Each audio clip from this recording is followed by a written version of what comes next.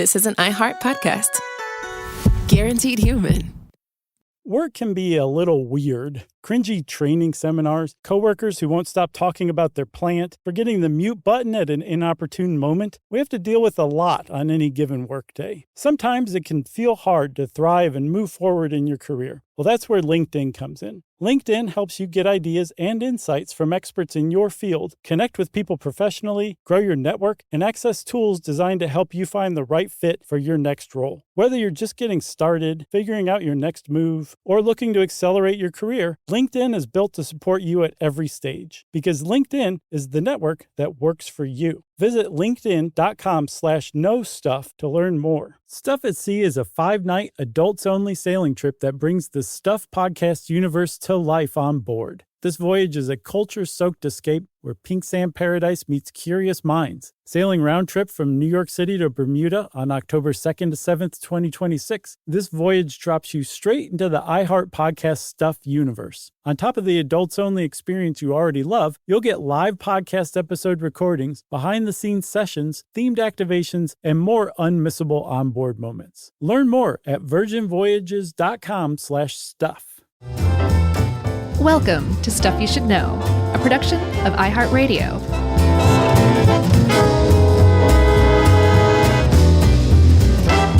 Hey, and welcome to the podcast. I'm Josh Clark, and there's Charles W. Chuck Bryant. Jerry's here, and this is Stuff You Should Know.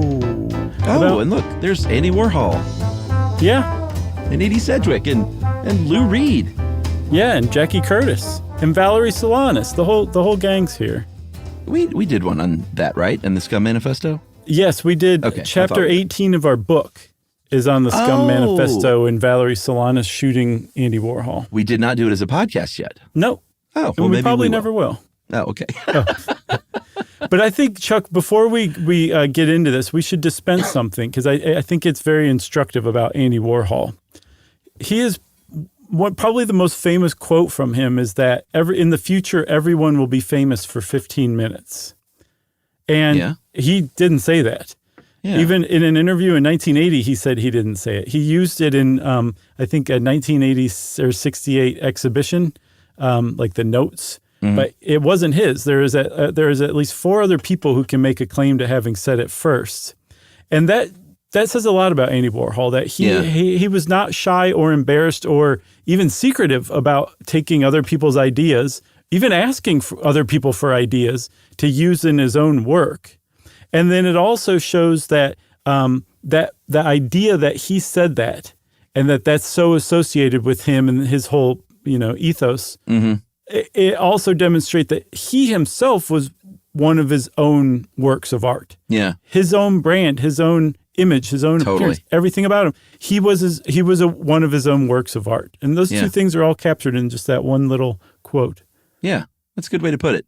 A little bit about his childhood before we get to the good stuff. Mm-hmm. He was born, actually, Andrew Warhola. He would drop the A years later. He was born, and it's interesting, you think of Warhol as a contemporary artist, which he is in some ways, but he was born in 1928. Mm-hmm. It's not like, he was a bit older when he was at Studio 54 in the 1970s. Older as in, like, my age. Even stranger than that, Chuck, he was born in Pittsburgh. Yeah, well, not stranger if you're from Pittsburgh. Pittsburgh is very proud of their Warhol connection, especially to Carnegie Mellon University, where he went. His parents were European immigrants, and his mother was an artist. He was the youngest of 3 boys, and his parents were very encouraging of his art. Yeah. They got him a camera when he was a little kid. They sent him to art classes and eventually would pay for him to go. It was Carnegie Institute of Technology at the time, but Carnegie Mellon now, which is a great art school. Just great school, period. Right. Yeah, it really is. I read that the whole family just kind of, I don't want to say coddled, but he was a bit of the center of attention. He was the center of the family, being the baby of 3 boys. And when he was a kid, he came down with Sydenham chorea, which is also known as St. Vitus dance, which is a really mean name for a neurological disorder where you have involuntary movements. Mm-hmm. And he was in bed for a number of months. And he, again, just happened to have a mom who was into art who took that time to teach him to draw. Yeah. And then he also spent some of that time reading celebrity magazines. So those two things that he got into in the when he was sick in bed really kind of came together to form the foundation of his whole career. Yeah. And like you said, he was the youngest. He was also ill. He had a skin discoloration issue. He didn't like his nose. He thought his nose was bulbous and misshapen. He was bullied at school. He was always very, just always felt bad as sort of about the way he looked. And then later in life, when he would wear wigs and have plastic surgery and wear makeup and stuff like that, people would say that sort of, was Andy from the time he was young. His father would die when he was just 14 years old of jaundiced liver. It was very hard on young Andrew. He could not go to the funeral. I don't know if that's from emotion. Yeah, he was just upset. completely overwhelmed, yeah. Okay, yeah. So he was hiding under his bed during the wake. And eventually would move to New York City in 1949, where he would drop that A and become a very successful commercial illustrator kind of pretty quickly. Yeah, he knew how to hustle, too. I read that he would go to record stores and look at album art and then pick out the labels that had the coolest art and then go to those labels and try to get work from them. Yeah. And it worked a lot. And I think it's one of those things where once you make a name for yourself with a couple companies, it gets easier and easier to get work. So he made a pretty good name for himself. He made a pretty good living as a commercial artist for at least the first decade or so of his career. And he had this style that I don't know was unique to him, but he basically adopted it himself, where he would draw something, usually kind of out of proportion. Some parts were more detailed than others. Very, very early 60s drawing, like almost Pink Panther type illustration. And then he would blot the ink before it was dry. So some parts would be thicker, some lines would be thicker than other parts that were not even disconnected and almost appeared dotted. And then he would go over and color them in outside of the lines, like almost blot them with paint. And he became really well known for that. And it was really good to apply to women's shoes. And that was one of his favorite things to draw commercial art for. Yeah, he also started, and this would come in very handy, as we will see when he sort of had his assembly line art thing going at the factory. He made stamps of things. He made rubber stamps, and this is how he would do printmaking. So if he had a client and was like, I love this, but I don't like the color, he could go do it again without starting all over just by changing the color out on the stamp. Or if he was doing like screen printing or printmaking or something like that, he's very easy to change things up. Then, like you said, he won awards. He made some pretty good money. He was out as a gay man in the 1950s. I've seen both. I've seen that he was and that he wasn't. Oh, really? I've always seen that he was. But either way, it was the art world of the 1950s. Even in that scene, it wasn't the most normal thing to like be out and proud. Right. For sure. No, definitely. So one of the things that made Andy Warhol is he never really saw the high art that he created, gallery art versus commercial art, as something more elevated than the commercial artwork he did. It was just different, or maybe he could make more money for it, or there were other people involved. But he viewed the gallery owners, the curators, and people who would eventually commission him or buy his work, he would let them help shape it. Like he wasn't like one of those, the picture of the artists who like can't even take the first note about their work. You get he what would you be get. like, yeah, exactly. Like you were his client when you were buying art from him, and that's how he viewed it. And that was definitely new, and he carried that throughout his career, and it had a lot of benefits for him. And then toward the end, it really kind of detracted from his image, as we'll see. Yeah, for sure. Early on, and this is in the 50s, you got to remember, he was selling some self-published art books. He had one called Studies for a Boy book that was in a gallery called the Bodley Gallery, and it was his first solo exhibition. They were sketches of young men. He was not shy about projecting sexuality in any of his works. And like we said, this is the 1950s. Even in the art world, some people accepted that stuff. Other galleries were like, no, we can't have like gay-themed art in our gallery, even in like a New York art gallery. So he was kind of pushing the envelope early on with that stuff.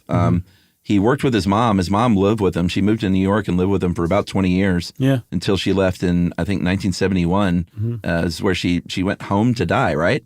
Yeah, essentially. And another, just like with his father, he ignored letters from his cousin telling him like his mom was dying. And apparently she was holding out for him to visit, and he never did. And I don't think he went to her funeral either. And he said later that in a quote that he couldn't bear to think of it. He likened her to a bird that had died recently, and that he couldn't even bear to think of the bird dying, that he just liked to think that it was out for a walk. Yeah.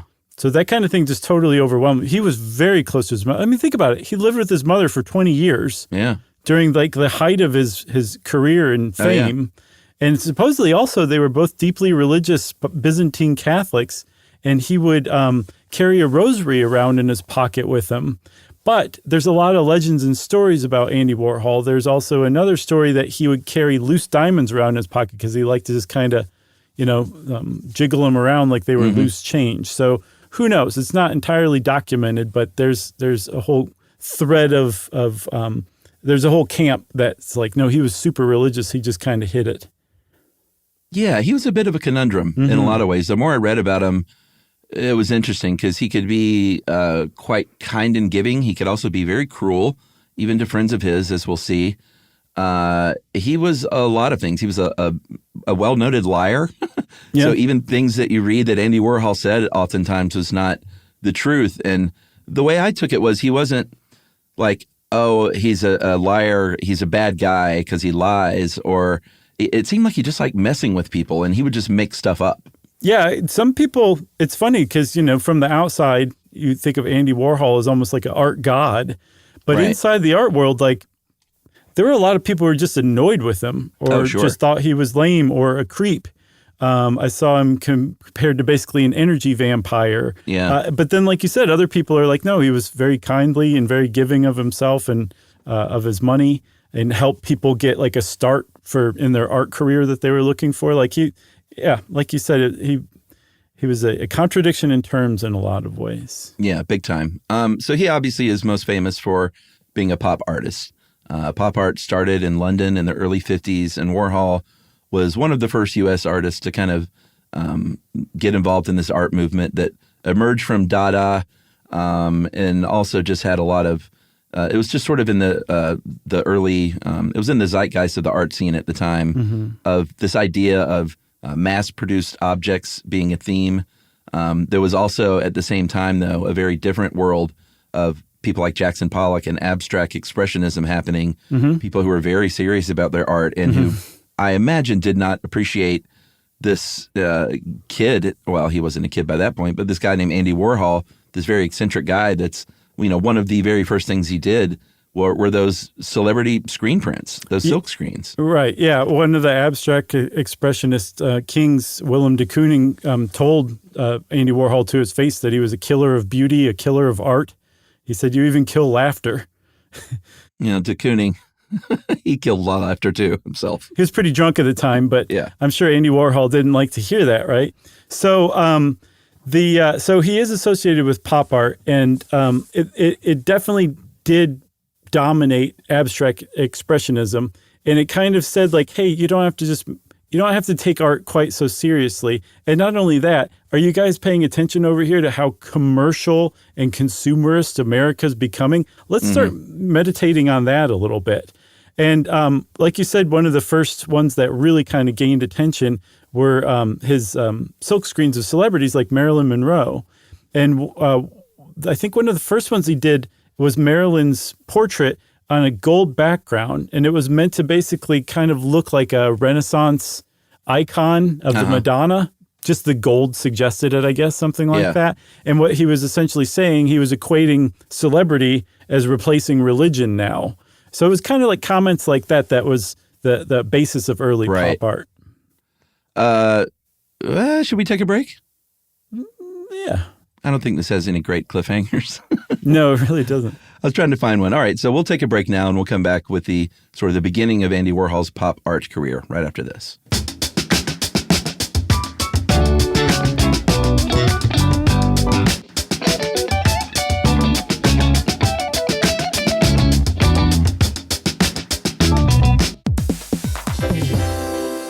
Have you ever invested in something that seemed incredible at first but didn't live up to the hype? Well, marketers know that feeling. They optimize for the numbers that look great, impressions, reach, and reacts. But when they don't show revenue, well, that's a not so great conversation with the CFO. LinkedIn has a word for that: bull spend. That's right, because you need to invest in what looks good to your CFO. LinkedIn Ads generates the highest ROAS, 121% of all major ad networks. You can reach the right buyers with LinkedIn Ads, and you can target by company, industry, job title, and more. So cut the bull spend. Advertise on LinkedIn, the network that works for you. Spend $250 on your first campaign on LinkedIn Ads and get a $250 credit for the next one. Just go to linkedin.com/SYSK. That's linkedin.com/SYSK. Terms and conditions apply.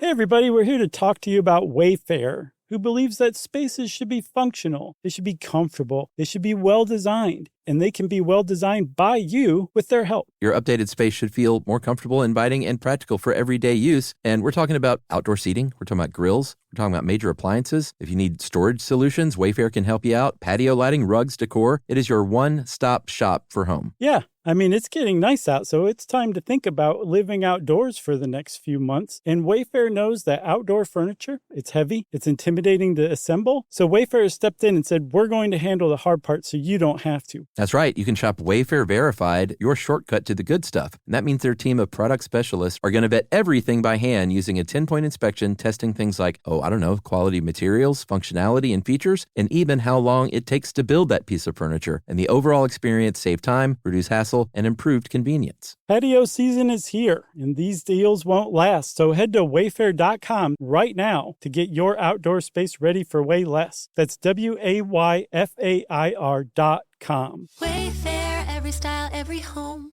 Introducing the all-new Mazda CX-5, featuring more connection. Hey Google, where's the nearest Pilates class? Safety that has your back. More discovery on the scenic routes. More passion in the details. And more control in changing weather. The all-new Mazda CX-5. More to move every side of you. See it in 5 films at MazdaUSA.com/5sides. Google is a trademark of Google LLC. Sequences shortened and simulated.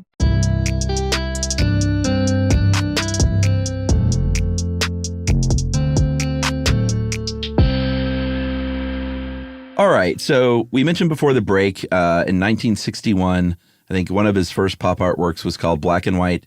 It was black and white. It was called Coca-Cola 2. Mm-hmm. And if you look it up, it's a drawing of one of those great Coke bottles. Mm-hmm.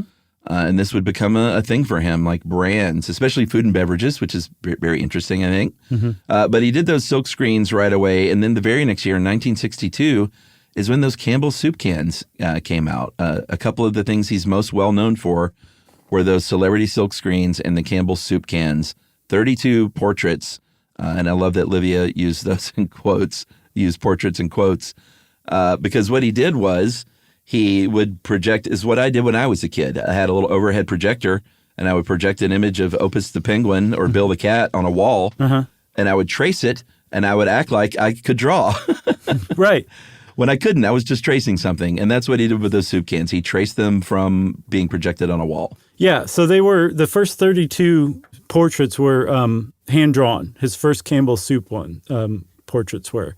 And he actually didn't have the idea himself. He paid $50 to a designer named Muriel Latow at a party. He paid by check for the idea.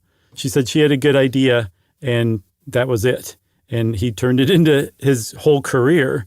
And then there's one other development, too, while he was doing the Campbell soup cans that really kind of altered his career, that instead of projecting onto, a canvas and then hand drawing something and then going back and painting it, he figured out that you could project an image onto a silk screen that had emulsion on it that would burn that image onto that silk screen, and all of a sudden you had a stencil, and you could put whatever color you wanted through it and make the same thing over and over and over again. And so his next series of soup cans were just Campbell's tomato soup, but in all sorts of different colors. And that kicked off the Marilyn, the Elvis, the Jackie, I think 100 Ways or something like that. Like that changed his career, because not only did it it caused a sensation. Like nobody had made art like that before, and it looked really cool. But also, it allowed him to form the assembly line that he eventually became famous for. Yeah, I mean, a lot of his art later on was done by these people that worked for him in the factory. And it was, if you've ever been to like a T-shirt silkscreen place, and there's people just like silkscreen T-shirts one after the other, Andy Warhol was doing that kind of thing and becoming very famous for it. It's very interesting how it all happened. But there was a gallery in 1962, the Ferris Gallery in Los Angeles, where he had his first solo pop art exhibition of these soup cans. The gallery co-owner was named Irving Bloom, and he displayed them like they were shelves on or they were cans on a shelf, like at a supermarket. Very clever. Dennis Hopper very famously bought one of those first ones. But apparently, Warhol didn't even go. A lot of people didn't go. Wasn't super big at first. It was lot of mocked people too, right? Yeah, a lot of writers were making fun of it in the press. One quote was like, frankly, the cream of asparagus does nothing for me, but the terrifying intensity of the chicken noodle gives me a real zen feeling. So he was being mocked until, he became Andy Warhol. I'm sure he was mocked for a lot of his career by some of those same critics that had their nose turned up at stuff like this. For sure. But it was the beginning of this movement in the United States, and no one had ever seen anything like it. No, because nobody had done anything like it. Like you said, commercialism had kind of slipped in here or there, but this was nothing but commercialism and a comment on commercialism and our relationship to brands and all that kind of stuff. And that was definitely new. And from that, the pop art aesthetic took off. You can basically plant that at the feet of Andy Warhol in his first Campbell's soup can portraits, and then very quickly after that, later on, the tomato soup portraits with silk screening. And today, I think what happened was, did you say Blum, Irving Blum? I said Bloom, but Bloom. He it may be Blum. Either way, he decided that those portraits should not be sold off individually. They didn't really make sense on their own. They made sense as a group because it was allegedly all 32 flavors of Campbell's soup. And that, just having Scotch broth by itself is kind of cool, but not really. You need the whole thing. So he bought back, including Dennis Hopper's, he bought back all of those first 32 portraits, and he paid Andy Warhol $1,000, about $10,000. One today, right? Yeah, one hand-drawn or hand-painted soup can. It was called a small torn soup can pepper pot. In 2006, that one sold for $11.8 million. So Irving Blum got these things for a song because it hadn't taken off yet, but it did very quickly after that. Well, that small torn Campbell's soup can, that wasn't even one of the big paintings. Yeah. That was paper dresses. We talked about paper dresses were a thing at the time. Literally dresses made out of these like paper pieces. And he was making these paper dresses with images silk screened on them. And Campbell's Soup even started doing that later on. But just one of the pictures from one of the dresses sold for almost $12 million. Oh, wow. That's crazy. That's pretty cool. Yeah. I also saw, too, I don't understand art unless somebody explains it to me. Same here. But I saw that especially the silkscreen tomato soup cans, that is the same soup can but in a bunch of different colors, that what he's doing is by taking this thing that you take as a given that's so familiar. It's a Campbell soup can. I recognize it. Everybody knows what that is. And by playing with the colors and making different color combinations, he was actually like basically melting the brand. The whole idea of the brand, the whole identity of the brand was just kind of being stripped away from the viewer's brain and turned into something else without the viewer even really realizing it, because the colors were so pretty that you just kind of lost track that you're looking at a soup can, even though you start out knowing that you're looking at a soup can. Oh, interesting. Yeah, I thought that was pretty interesting too. Yeah. As far as pop art goes, you mentioned a comment on consumerism. It sort of depends on who you ask on what it means. That can be a comment on consumerism. It could be just, everyday things are like celebrating something that's everyday and ordinary. Andy Warhol himself said pop art is just about liking things and that he ate Campbell's soup every day for lunch for 20 years. Right. I don't know if that's true. That sounds like one of his little stories that he might tell. But for him, it was very simple. I don't think he tried to get too overly analytical about it. He was just like, it's pop art, and that's the whole point, is you shouldn't examine it too closely. Well, one of the other things, though, is that he was very ambitious. He liked money. He liked fame. He wanted to be known as the greatest artist in the world. And he was a consumer himself. Like, he liked stuff. He liked spending money on things, like that story about him walking around with loose diamonds in his pocket. So it's weird. He liked the very stuff that his paintings allegedly criticized or made fun of or mocked or analyzed. He was into that same scene. He wasn't an outsider to it. He was as much an American consumer as anybody else. And that was very odd for that time. You know, that was the time where, like, you didn't want to be a sellout or anything like that. Andy Warhol was a sellout from the very beginning. He even put a fake ad in the Village Voice saying, like, he would attach his name to the following things if you would pay him for it. And it was a joke, but at the same time, it wasn't a joke, as we'll see. He started making what he called business art and started making a lot of money from it. And as a result of his taking that up very quickly, becoming like basically a sellout as soon as he could, the art critics basically say his period of actual good artwork just lasted from 1961 with the Coca-Cola bottles to the 1964 Flowers edition. So 3 years. Interesting. Even though his career kept going on, that was his last notable painting. Specifically, there's an art critic for the Washington Post named Blake Gopnik, who wrote a 900-page biography on Andy Warhol and his art. And I don't think it was just his opinion. I think that's generally the art critic world's opinion, that he was almost a flash in the pan as far as actually producing good art is concerned. Well, yeah. I mean, what he was he kind of was the art. He created a brand and a persona that was bigger than the art itself. So it was, I mean, you talk about separating art from artists. It was indistinguishable in Andy Warhol's case. It was all a part of who he was.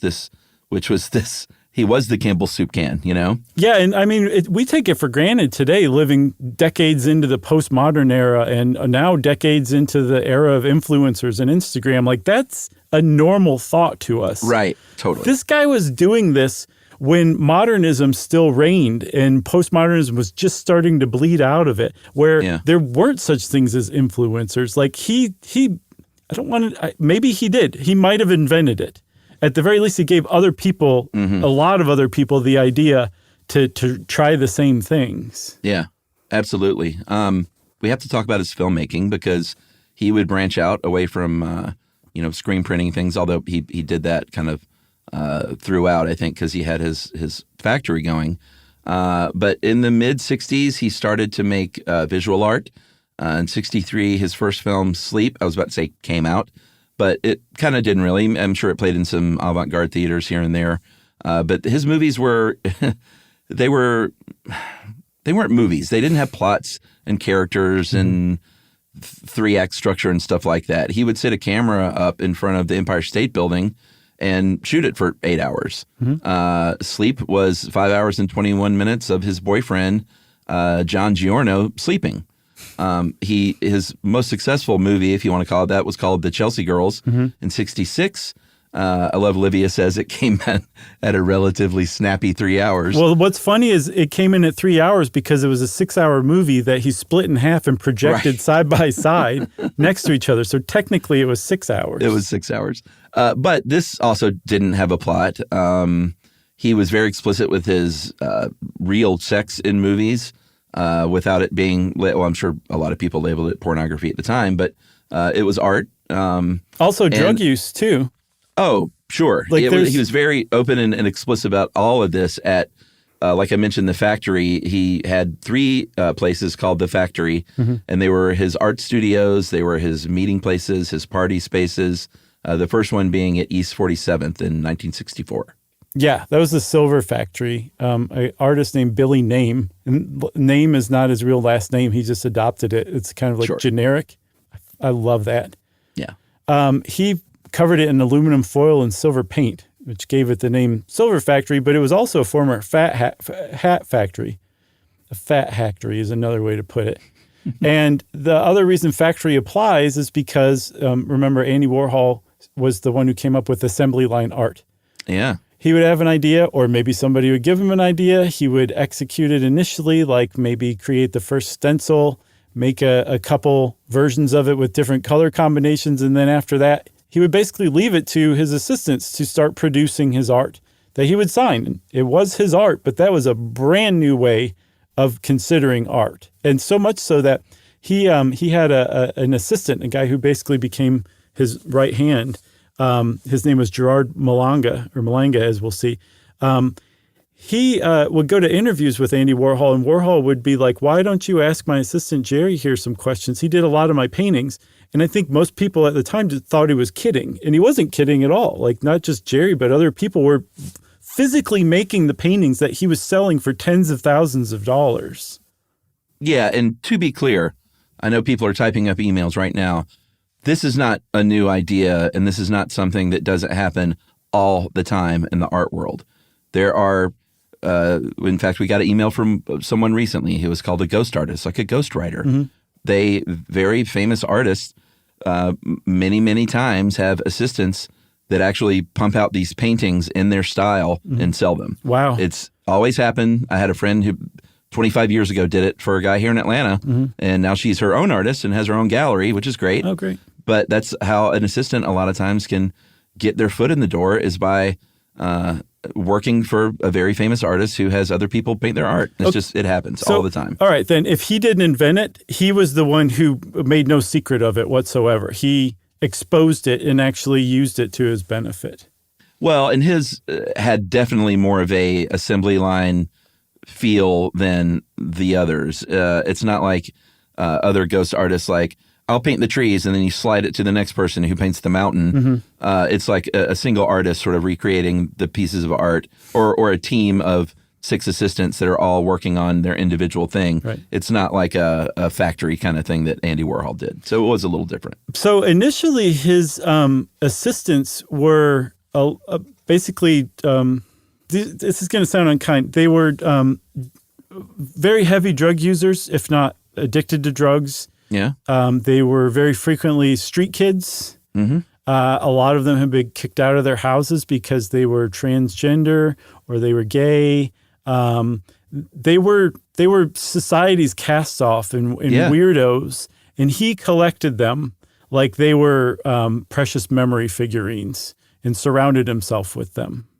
Yeah, and that included, he collected all kinds of people. He collected them. The factory was a scene, man. It was like, you could have some, 17-year-old street kid who was a junkie sitting next to a very famous, actor, like a Dennis Hopper or a real musician. And of course, the Velvet Underground was never that big in the United States. That's kind of what they're famous for these days, is America not ever really accepting them. They were huge in Europe, but the Velvet Underground was had a thing going in New York. Andy Warhol was their first manager. He financed that first great record and brought in Nico to sing on it. He designed that great album cover with the banana, and that was part of the scene. The Velvet Underground was hanging out there at the factory. Dennis Hopper's hanging out at the factory. People are coming and going. They're doing heroin. They're having sex out in front of everyone. Shooting a lot of speed too. That was a big one. Lots of speed. It was wild. It was super wild. Like people would just walk around naked. Like it was nuts. Totally unhinged. Like there were very few rules or regulations or anything like that. I think it was just one of those things where if you got in and you could manage to stay in, you could do basically whatever you wanted. And I also get the idea that people performed, like it was performative too. That it was also very competitive, because one of the things that he was known to do was to just really latch onto somebody and find them very interesting. And then he would get bored with them and just kind of leave them behind in the dust. Yeah. And I think that was one of the reasons why he was called, I think it was Fran Lebowitz who called him a vampire. He would not just kind of take energy from people, he would also take talent from people, apparently he had a talent for recognizing the peculiar talents that each individual person has and then using them for himself. Yeah. So, for example, I think one of his assistants named Bob Colicello. Andy Warhol had a terrible memory, but he liked to record everything with his tape recorder so he could remember. Not everybody wanted him to use his tape recorder, and Bob Colicello, he found out, had a really great memory. So Bob Colicello was his human tape recorder when somebody wouldn't let him record their conversation. Just stuff like that, just random stuff like that. And he assembled his life the way he wanted it using the people he surrounded himself with, and then just kind of interchanging them like they were Tetris parts when he saw fit. Yeah, there was an author and a performer named Bridget Berlin who was around in the 60s and 70s at the factory, hopped up on speed. She would do all kinds of work. She sometimes would run the factory line. Sometimes she would get a hold of his diaries and edit his diaries. Sometimes she would co-write his books. Edie Sedgwick, probably one of the biggest of his what he called the superstars as far as name recognition. She was a very pretty young woman, very troubled. She was from a very prominent family. They met in 1965 when she was 21 and he was 36. She went on to be in 10 of those movies of his, and they were inseparable at a certain point. They would match outfits.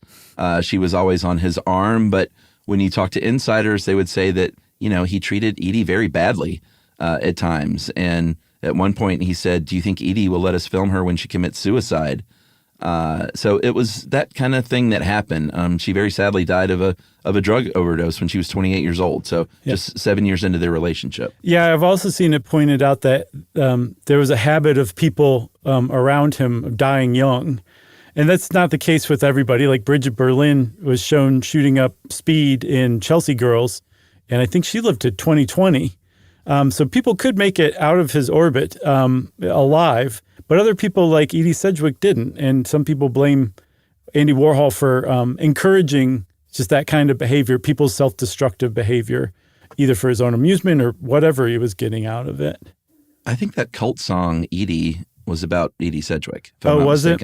Yeah, she was supposedly the first it girl where whatever she did started a nationwide trend among people who were into fashion or style or whatever. Like whatever she did, it was just it. She had her own thing and everybody put her up on this pedestal. And she was a bright, brilliant star. Yeah. Candy Darling was another one of his cohorts for a while. And if you look up Candy Darling, I didn't even know a ton about Warhol, a little bit here and there, but when I looked up Candy Darling, I was like, oh, I've seen this person in pictures, like my whole life, I feel like. Candy Darling was a transgender woman, got hormone therapy at a time when that wasn't something that people did or was even very easy to get done. And also Jackie Curtis was friends with Candy Darling, and they were kind of a pair with Warhol. And Jackie Curtis was a playwright and a poet and a singer, and was back in the 1960s playing with gender identity and using different pronouns and using terms like, fluidity and things like that. This is at a time where no one was doing this kind of thing, and that's what Jackie Curtis is doing. Yes.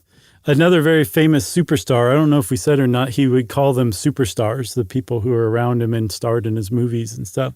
Yeah, I did. Okay, good. Well done, Chuck. Another superstar is a guy named Robert Olivio, who was known as Undine. Is that how you'd say it? I don't know if it was Undine or Undine, but Undine sounds more right. I think so, too. He met Andy Warhol at a really chic party. No, I'm sorry. He met Andy Warhol at an orgy in the early 60s, and Undine did not like Andy Warhol from the get-go, because Andy Warhol was just standing there watching everybody, not participating, basically. And Undine didn't like that at all. So he had his friend whose orgy it was throw Andy Warhol out.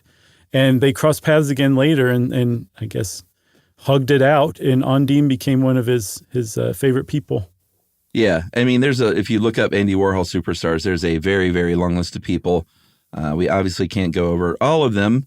But we should mention Joe D'Alessandro. He was one of the more famous, at least in that scene.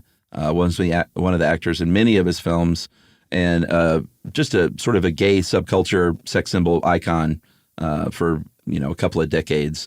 and I think is still around. He was if I'm not also mistaken. he was also the model for the Rolling Stones Sticky Fingers cover. Oh, is that D'Alessandro? Yeah, that cover of just basically a man's crotch in That was jeans. his crotch. Pretty tight jeans too. They're very tight.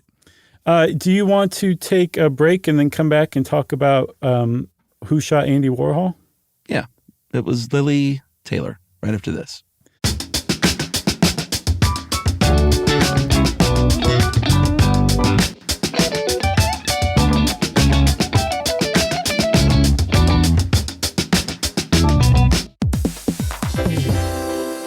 Have you ever invested in something that seemed incredible at first but didn't live up to the hype? Well, marketers know that feeling. They optimize for the numbers that look great, impressions, reach, and reacts. But when they don't show revenue, well, that's a not so great conversation with the CFO. LinkedIn has a word for that: bull spend. That's right, because you need to invest in what looks good to your CFO. LinkedIn Ads generates the highest ROAS, 121% of all major ad networks. You can reach the right buyers with LinkedIn Ads, and you can target by company, industry, job title, and more. So cut the bull spend. Advertise on LinkedIn, the network that works for you. Spend $250 on your first campaign on LinkedIn Ads and get a $250 credit for the next one. Just go to linkedin.com/SYSK. That's linkedin.com/SYSK. Terms and conditions apply.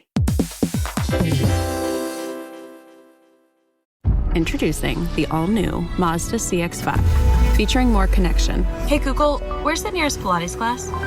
safety that has your back, more discovery on the scenic routes, more passion in the details, and more control in changing weather. The all-new Mazda CX-5, more to move every side of you. See it in 5 films at MazdaUSA.com/5sides. Google is a trademark of Google LLC. Sequences shortened and simulated. In business, there's no room for guesswork. Every shipment matters. Every deadline counts. When you're trying to keep operations running smoothly, the last thing you need is uncertainty. That's right. That's why reliability is at the core of USPS Ground Advantage. From the moment your package is first scanned in, it moves through a secure, nationwide network, aiding in a timely and accurate delivery. You get near real-time tracking so you can keep up with your shipments. And with affordable upfront pricing, there are no hidden fees or surprise surcharges to throw off your cost sheets. That's right, and that all adds up to predictable deliveries that you can depend on. Because knowing your logistics are handled lets you focus on everything else, your customers, your team, and the future that you're building. Just visit USPS.com/Ground Advantage to start shipping with confidence. USPS Ground Advantage.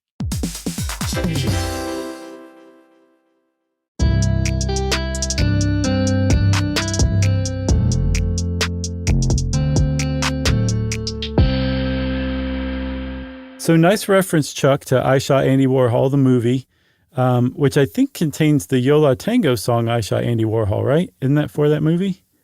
Probably. I don't remember. It's been a while. That's a great song. It's got to be. Yeah, let's go listen to that song. It's very good. So Valerie Solanas is who Lily Taylor was playing in that movie, I Shot Andy Warhol. And she was, again, if you have our book, go read chapter 18. It goes not the kids' book. No, it wasn't in the kids' book. No.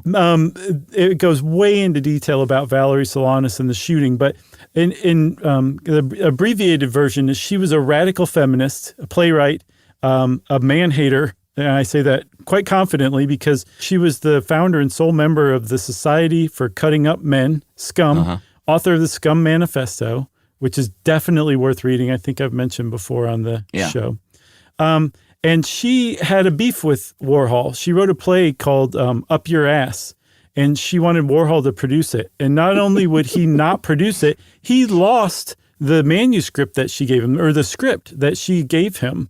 And that really enraged her. And apparently the Andy Warhol Foundation and Museum in Pittsburgh has that script still. They keep it under lock and key. But she never got it back, essentially.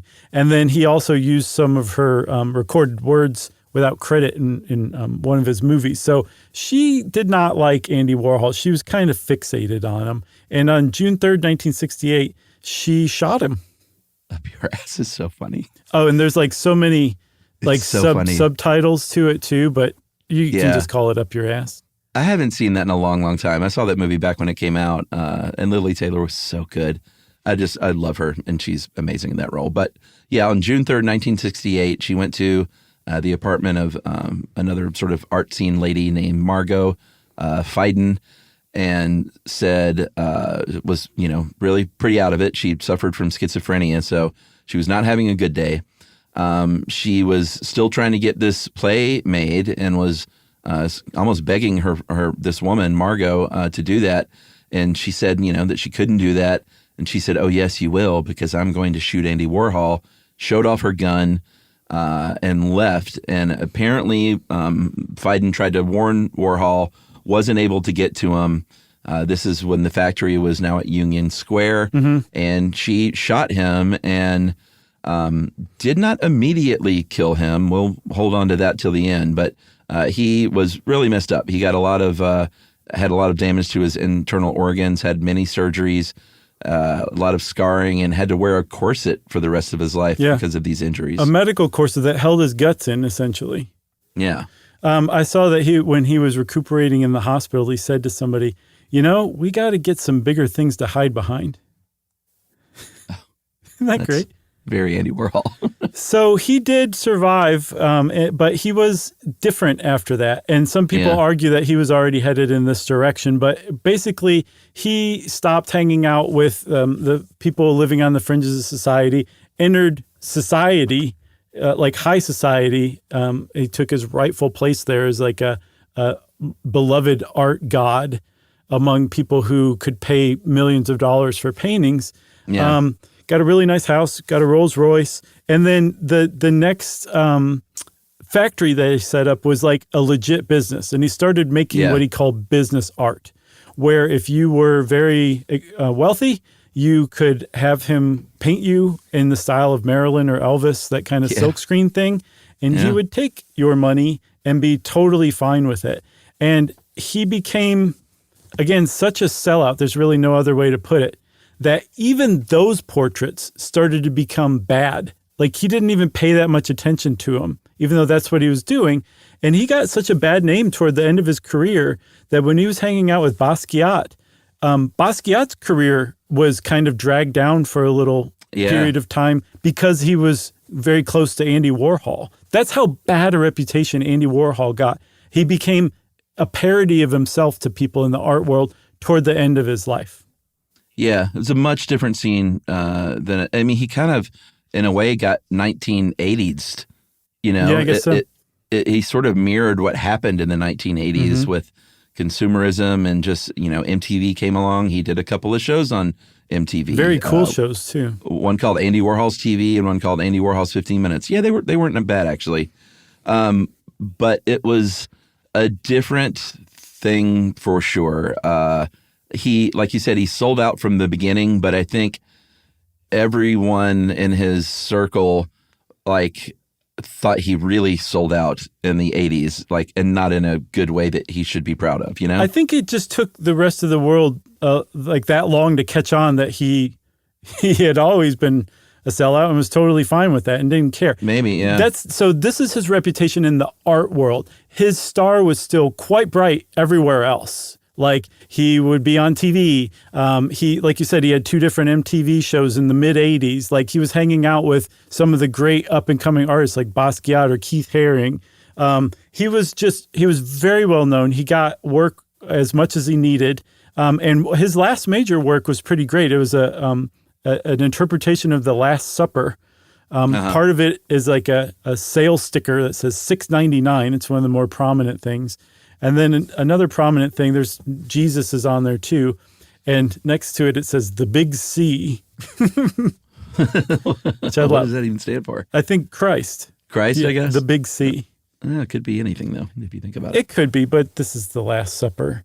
So he was, again, not really revered in the art world until after his death. And it became very clear that this guy was an artistic genius, not just in his art, but in his life too. Like the time capsules is a good example of that.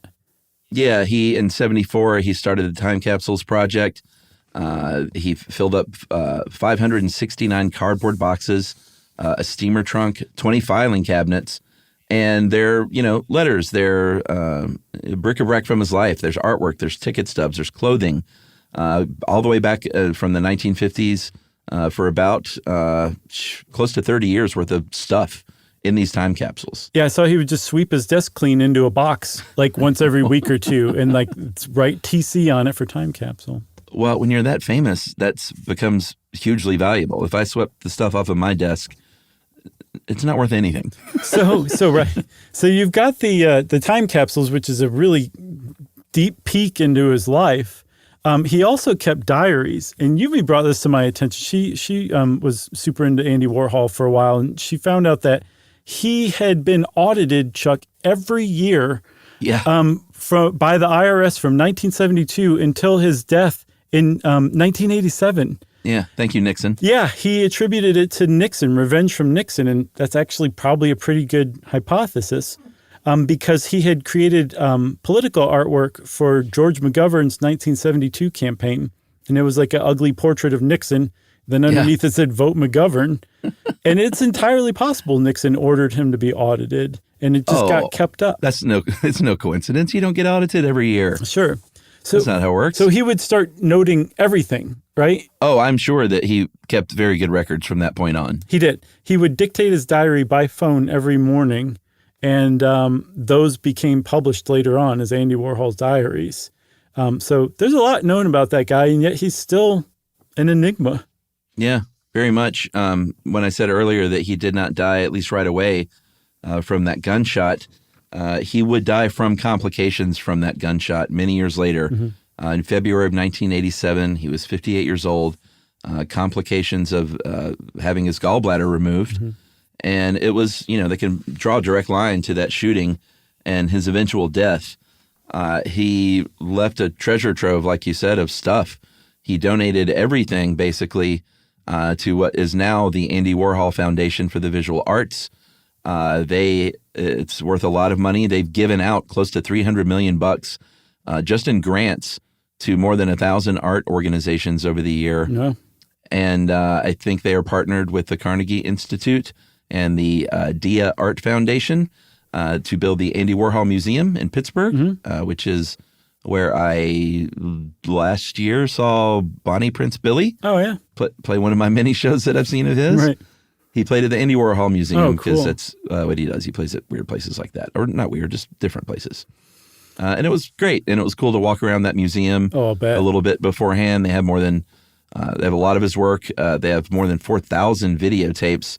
And they got those time capsules there. Yeah, every single one of them, I think, right? I think so. So in addition to predicting the 15 minutes of fame for the future, even if he didn't originally come up with it, he also had another idea that I think kind of came to fruition later on. He had an idea for a chain of diners that he called Andy Mats, and they were for people who eat alone. And you just sit at a table. Aww. They serve you frozen food, and then you watch TV by yourself, and that everyone has their own TV set. Oh, interesting. Basically just predicted smartphones in society today. That's where we are now. Yeah, for Never sure. thought of that. And then there's one other thing. If you are a fan of cringe, you don't like cringe, do you? Like cringe comedy? Yeah, basically, or cringe performance art. I like stuff like The Office, but it can border on like, I don't want to watch this, for sure. Yeah, I can't take it very easily. And if you watch his interviews, they're very cringy. He would purposefully just sit there and go, or whatever. I like that stuff, actually. And he didn't have anything to say or couldn't think of what to say. Like, he would just be a terrible interviewee. Yeah. And then there's also a Merv Griffin show segment with him and Edie Sedgwick. And he just refuses to talk the whole time. And it's up to Edie Sedgwick to try to keep things going. And she's like 21 years old. It's just really hard to watch. I think I made it maybe a minute into it. And I was like, I can't watch this anymore. I can actually watch that stuff. I'm going to check that out. Okay. You're going to love it. I don't know how much I love it, but I don't know. Sometimes when someone is just, I think that it's having no regard for, and I'm not saying it's like it's cool to go in there and like wreck an interview, but like, I also think like, I don't know, if someone doesn't believe in that system and they think it's all BS, to make a statement like that is like, fine, as long as everyone's not doing it. No one wants to watch everybody do that. Yeah, for sure. It's weird, though, because he was enthralled by celebrity from a very young age, but he wouldn't participate in it when he was a celebrity himself, even though he wanted to be a celebrity. Yeah. A conundrum. Yeah, for sure. I think that's it for Andy Warhol, huh? Yeah, this could have been 2 or 3 eps, but I think it's a pretty good overview. I think so, too. If you want to know more about Andy Warhol, there, like you said, is a lot more to learn. And you can find stuff starting out on the internet and then go to Pittsburgh and see his stuff in person. And then save up $11 million and buy one of his paintings yourself. That's right. And while you're saving that money up, it's time for listener mail. I'm going to call this shortish in Swedish. Hey guys, actually this is more than Swedish. This is great. Hey guys, I'm an old retired concert pianist who remembers many Hammond organs from my youth. I didn't play them professionally, but listen to this, Josh. You're going to love this. I was the pianist for the Pittsburgh Symphony, and I was so interested, though, in the history of the Hammond. I had no idea, had actually never even thought about their origin, although I played a few in funeral homes over the years. I played big pipe organs with stops, including for the Pittsburgh Symphony, but I never mastered those slide bars on the Hammond. It's interesting you did a whole podcast about Hammond organs, but I don't think we heard a single musical note. There was a wonderful young lady, Rhoda Scott, who used to play at the Hurricane Lounge in Pittsburgh. She's still living, also in her early 80s, like me. Thanks for a wonderful learning experience. And this, my friends, is from a legend, Patricia Prattis Jennings. And I did a little wormholing with Patricia. And it turns out Patricia is a legend. She played, I believe she was the first Black woman to sign a major contract, the major symphony in the United States. Nice. There's a great YouTube piece on her. I can't remember. It's a Pittsburgh, local Pittsburgh thing, but it's really good. And she's interviewed, and she's just wonderful and amazing talent. And it just knocks me out that in her 80s, she's like getting something out of our show. That is pretty cool. And that's a lot of range, too, going from the symphony to a funeral. That's pretty cool. Yeah, totally. But she played for the Pittsburgh Symphony for decades. Right. But she could also play a funeral, too. I'm sure they're quite different. The whole vibe's got to be different, you know? I would think so. And also, one more thing. I'll bet the Hurricane Lounge was the place to be. It sounds like it, doesn't it? Thanks a lot, Patricia. That is really cool. Thank you for writing in. And like Chuck said, thank you for getting something out of our episode. And if you want to be like Patricia, you can get in touch with us via email, too. Send it off to stuffpodcast@iheartradio.com. Stuff You Should Know is a production of iHeartRadio. For more podcasts from iHeartRadio, visit the iHeartRadio app, Apple Podcasts, or wherever you listen to your favorite shows.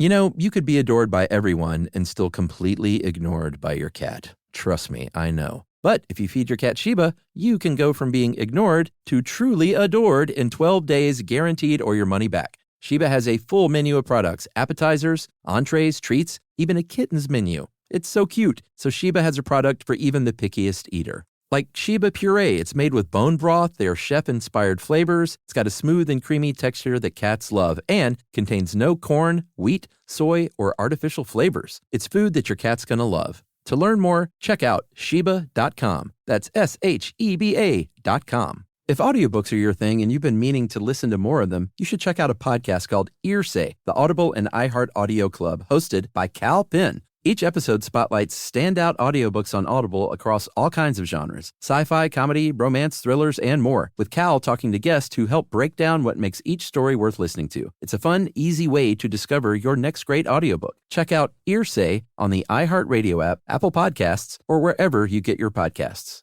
Service opens doors, and at American Military University, it can open doors for the whole family. If you have a loved one who served in the military, you may qualify for reduced tuition. AMU offers flexible online programs designed to fit your schedule, so you can keep moving forward wherever life takes you. Learn more at amu.apus.edu/military. Open doors to the future for you and your family with the help of American Military University.